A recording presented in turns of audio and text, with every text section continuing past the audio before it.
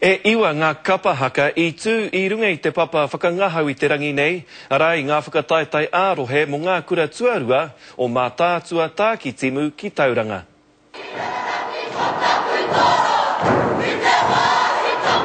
Haruru ana te papa tū waiwai I ngā mahi a te wharekura hau o Mauao. Te kōkiri ake nei I ngā mahi a Kuima a Koroma.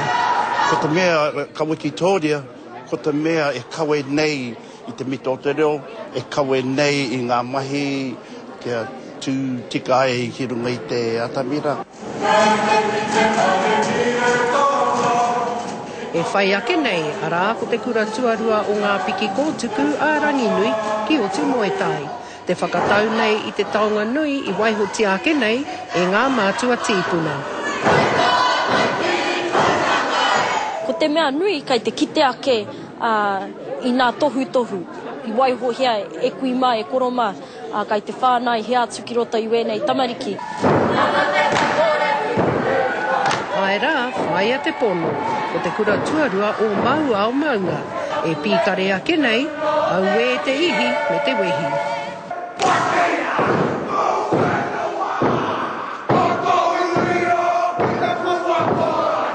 Just the crowd.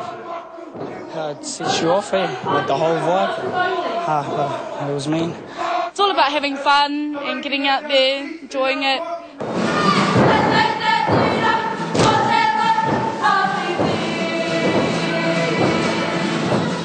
Ko te wawata kia haere tonu o mātai mahi kapahaka ki Whangarei.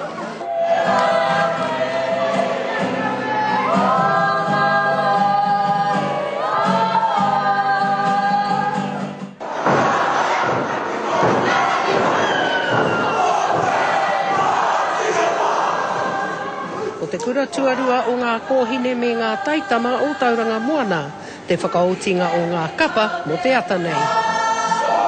Kia oki nei whakaro I mitu pai mātou.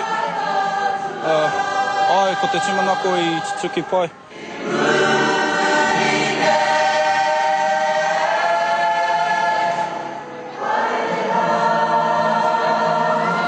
Ko Hinerangi Goodman, mō te karere.